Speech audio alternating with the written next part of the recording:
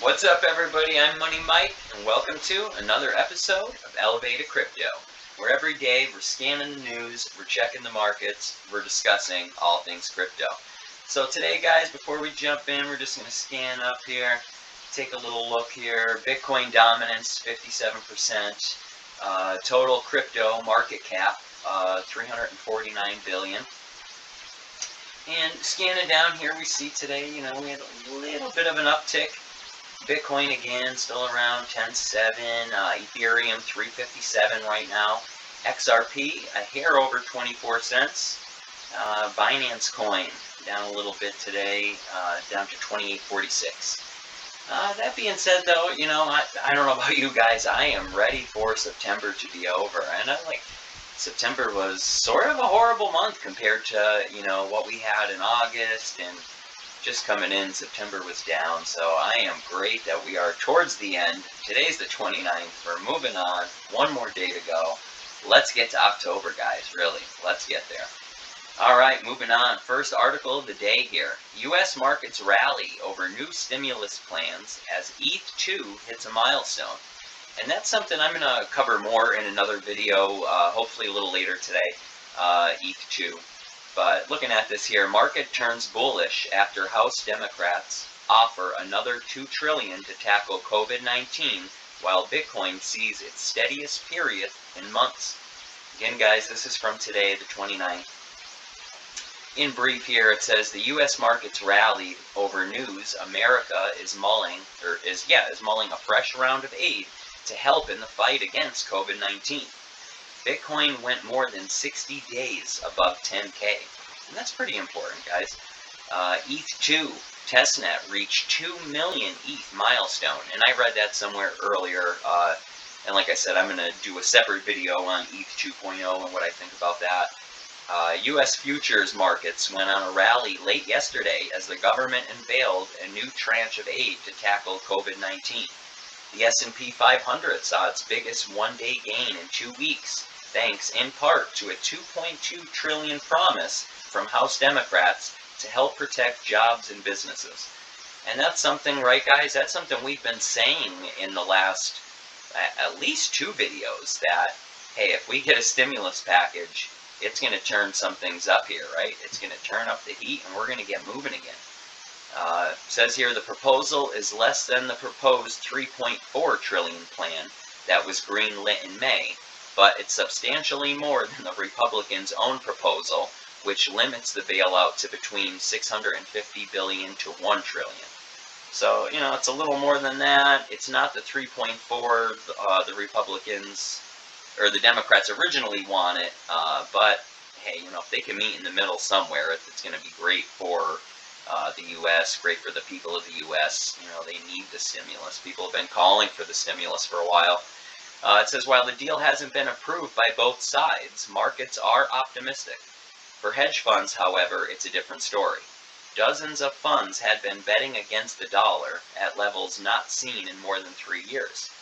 Speculators reckoned America's poor handling of COVID-19, on top of what is expected to be a contentious election year that would see the dollar's domination of global currency markets decline.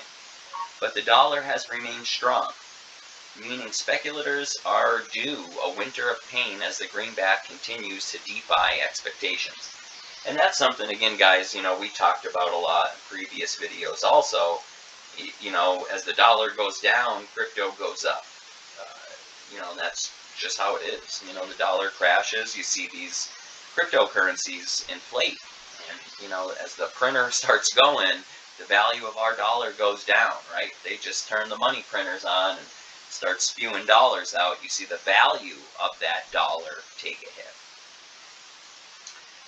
The same can be said of Bitcoin, as it set a new record for staying above 10K for 63 days straight. The currency's volatility has hovered around just 2% in the last 60 days, according to the Bitcoin Volatility Index. For comparison, Bitcoin's performance over the summer puts it within touching distance of gold. The safe haven typically averages 1.2%, while major currencies like the US dollar sit in the 0.5 to 1% range. But just in case you were worried crypto was about to become boring, overnight hackers drained $15 million from Yearn Finance by targeting a vulnerability in one of its smart contracts. Again, that was something, came out. You're always going to have these hacks and different things happen. I know something happened with KuCoin.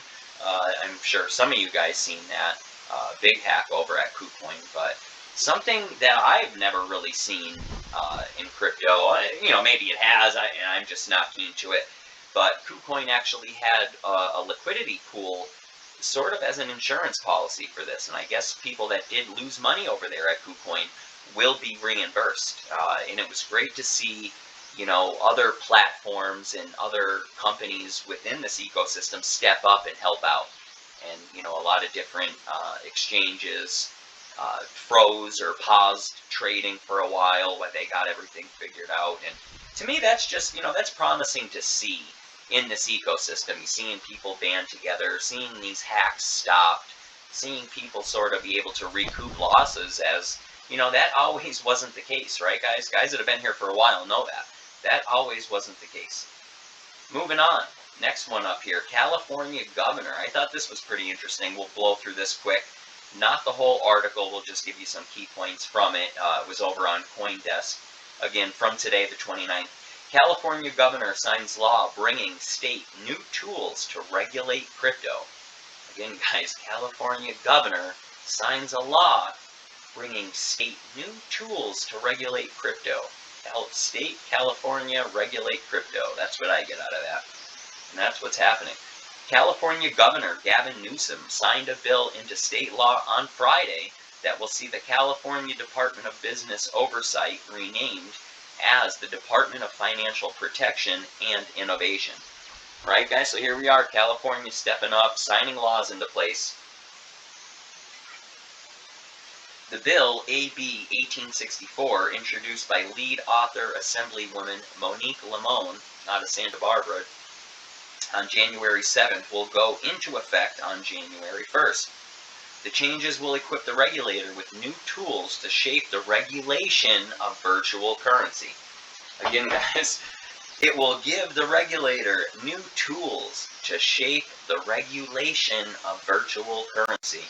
We're new to the party, guys. Let's get it. Let's get it.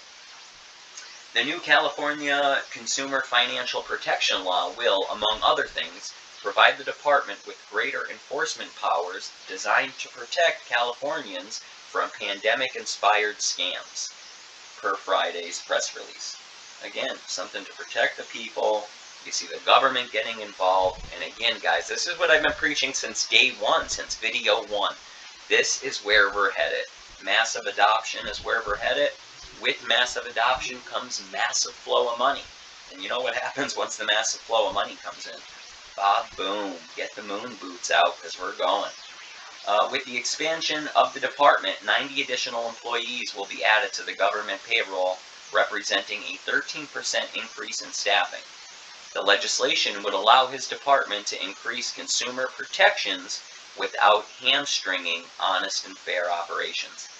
Again, guys, big things, man, big things. Something to look at here. Moving on. SEC. Another article from today. SEC won't take action against compliance-focused digital security exchanges. Again, guys, so as long as these exchanges are, sort of getting in line with what the compliances are or what the compliances are going to be, SEC's not going to mess with you too much. Sort of, get down or lay down type of thing. And as long as you get down with this, they're not gonna mess with you. It says here, the Securities and Exchange Commission has said digital security exchanges that ensure assets on their books are legitimate in origin can continue to operate unhindered. In a letter to senior executive at the Financial Industry Regulatory Authority, Wall Street's self-regulatory body, the SEC's Trading and Markets Division said exchanges that go to the lengths to comply with existing regulation will not face sanctions. Again, guys, just, another wave. We're headed towards mass adoption. We're getting laws. We're getting regulation in place. And this is what, people have been preaching the whole time. But this is where it's going. This is where we're headed. And we're early to the party. This article, excuse me guys, this article was over on CoinDesk. Again, you could go through the whole thing here if you'd like. I'm just going to read you a couple key points and we'll keep it moving here. As well as conforming to federal securities law, the SEC, which has jurisdiction over FINRA, said such entities will need to introduce procedures that assess if listed digital securities have been sold legitimately throughout their lifetime. This includes checking the initial offering was either properly registered or came under a valid exemption, as well as ensuring secondary market transactions are also compliant. So again, guys, this is just another way the government, the SEC, is getting involved, putting regulations in place to make sure they get a piece of the pie. Last article here of the day, speed this up. Again, I'm not going to go too deep into this. I'm going to do a whole video itself on Ethereum. Just a reminder, guys, always do your own research. I'm not a financial advisor, and this is not financial advice. This is just my opinion. This is just what I believe, and hopefully I could open your eyes to this and get another couple people to see this is where we go, and if it helps change your life, then hey, I succeeded, you know, and at the end of the day, I'm happy doing this because I believe in it. And guys, if you like the content, don't hesitate, smash that like button, click subscribe, that way anytime I upload content or happen to go live, you'll be informed. As a lot of you guys know, things move fast in crypto, sometimes in the blink of an eye, just like that. So you'll want to stay informed and up to date with, you know, the latest videos or live streams or anything I put out. And also you can follow me over on Twitter at @ElevatedCrypto. Same thing, giving me a follow over there. I'm always popping up articles or throwing up some good reads. Something that, you know, get the wheels going. And see, this is where we're headed. You know, you're starting to see bills passed. You're starting to see bills brought to the table. And honestly, it's not in mainstream media. If you don't seek this stuff out, you don't really see it. So that's why I try to get it, find it, throw it up there, try to elevate you guys. You know, if you could spread it around, elevate your family, elevate the people around you. Spread this news with people, man. This is where we're headed, and we're early to the party still. Okay, this article is about ETH 2.0. The Ethereum 2.0 developers launched Spadina, a 3-day practice testnet. Now remember, Ethereum was, I'm believing, set to do this for November 1st, to roll out ETH 2.0. So this is probably just another step in the process of getting all their ducks in a row and making sure everything is ready to go for November.